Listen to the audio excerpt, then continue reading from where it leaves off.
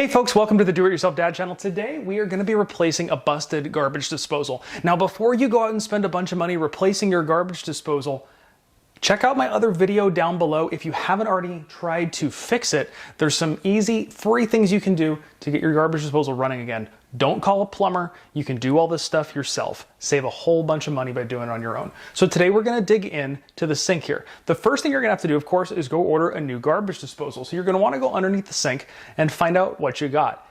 In a perfect situation, you would order the exact same one that you had before, and that way it's a direct fit in. You want to at least make sure you have about the same power. So that's what I did. I found a replacement, and we're gonna go hook the thing up. So let's get started.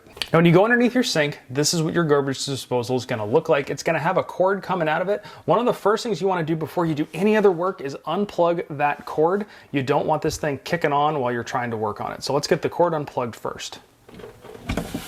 And now in here we have an InSinkerator. These are actually a very good brand. This thing has finally given up the ghost on us, but this thing was here when we bought the house 15 years ago, so it's lasted at least 15 years. So with that in mind, I'm gonna replace it with another unit from the same company. So let's go get that out of the box, then we'll pull this thing out, we'll show you what you need to do, and we'll get this thing done today. So this is what it comes with, and that's another thing I like about this setup is it comes with the disposal, it comes with your little flap thing that kind of prevents some smells and whatnot from getting up out, and it also prevents splashing from coming up into your sink. Some of them don't include that, you gotta buy it separately. It comes with your sink hardware, your mounting hardware, the elbow, which is part of the drain system, all your gaskets and whatnot hardware, and it even came with the cap. And it even came with the little Allen wrench. You can leave it underneath your sink, so if this thing ever gets jammed, you stick that in the bottom and give it a crank, and it'll get it going. I showed that in the other video. But now we can start getting this thing installed by removing the old one. Now I do have a link for this one down in the description below. You don't have to buy this one, but this is the one I really like. It's a really good brand. These things come with a solid warranty with them as well, but you can also pick these up from your local hardware store if you want. All right, now I'm gonna do my best to squeeze myself, my camera, my tools, and everything else in here. So my apologies if things get blurry, but what we need to do first is get up here. This is the line coming in from the dishwasher. If you don't have a dishwasher, you don't have this, it might just be capped off, but you do have to remove this first.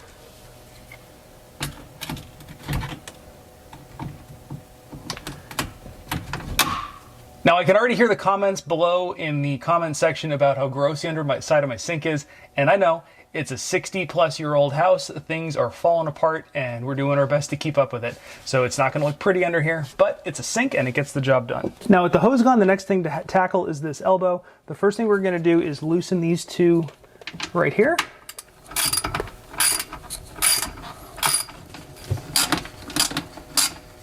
Now with those two bolts out of the way, we can loosen up this thing. This is a slip fitting. And that will allow us to get this guy out of the way. Now everything is unhooked from here. The only thing we have left to do is unhook it from the drain itself. Now the next thing we're gonna have to do is drop the disposable. Now this ring up here, this ring rotates, but you may have to give it a couple taps with a hammer.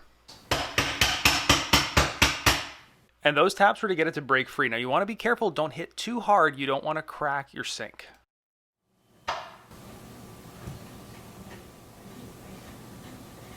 Now with the disposal out of the way, there's a little retaining ring up in here that you're gonna have to get loose, and it is kind of a pain in the butt to see it here. So I'm gonna show it to you on the new one up above so you can see what I'm talking about. So this is that retaining ring, and the way I got it off in there, you just put the screwdriver underneath it like so, and pry, and then the whole thing will come off. Now with that retaining ring out of the way, this piece comes off, this piece comes off, and then this part will lift straight up out of the sink. Now before installing our new stuff, we're going to go in here and scrape off the old plumber's putty. And this stuff is kind of like greasy wax is the best way I can describe it. So you want to get the surface pretty clean. It doesn't have to be perfect, but you want to get it pretty clean. If you're having trouble getting this stuff off, use a scraper.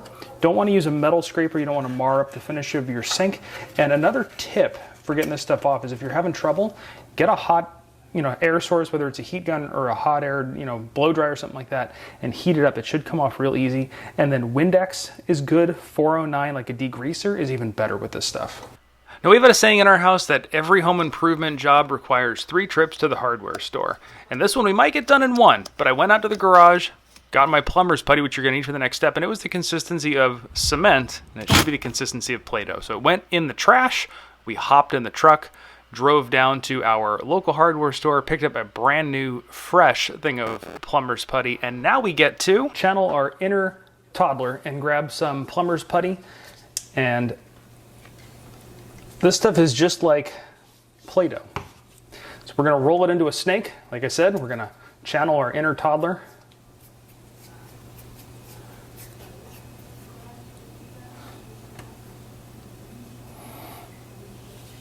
And we're going to apply that plumber's putty around the edge of the opening here. And it should stick pretty well as you apply it.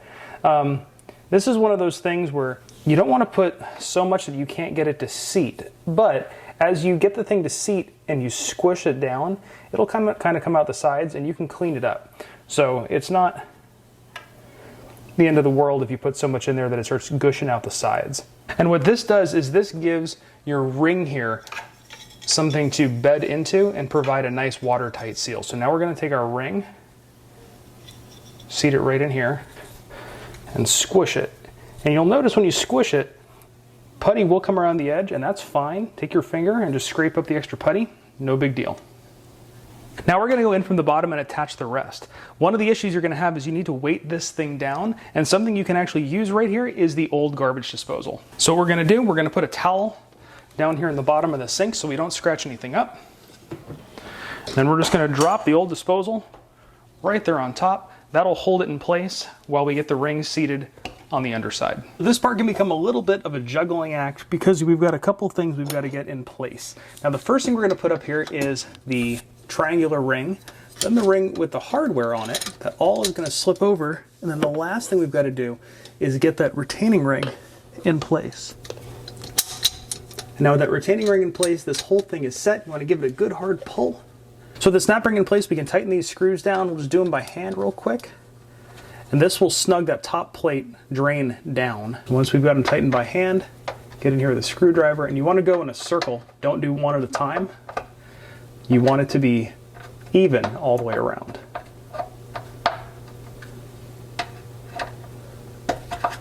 The next thing you're only going to do if you're connecting a dishwasher to it, and that is to knock out, there's a little block off in there. We're going to knock that out. Do not do this if you're not planning on hooking up a dishwasher. We're going to use a screwdriver, put it right in the middle.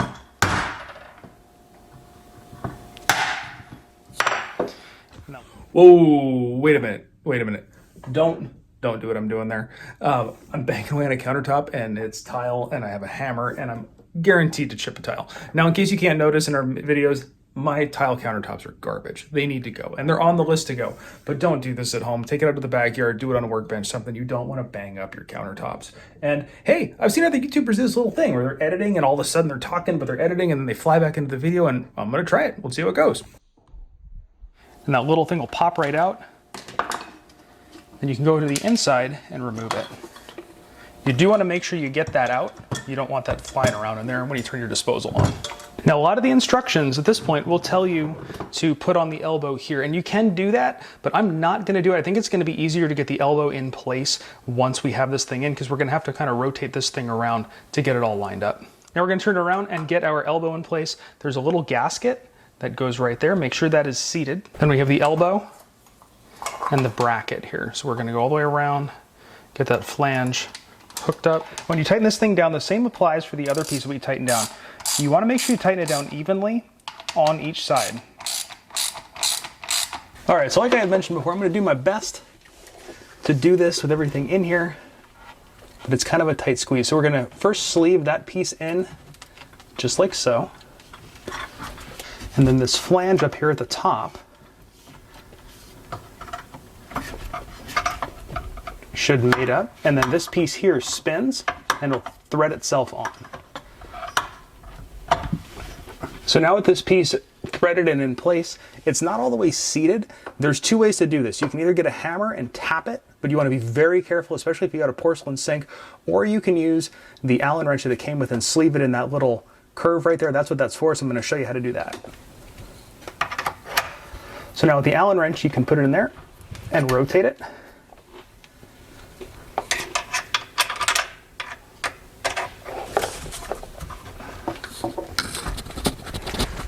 Until it seats, and you should kind of feel it click a little bit. Now, don't forget to hook your dishwasher back up if you've got one. and then plug her back in.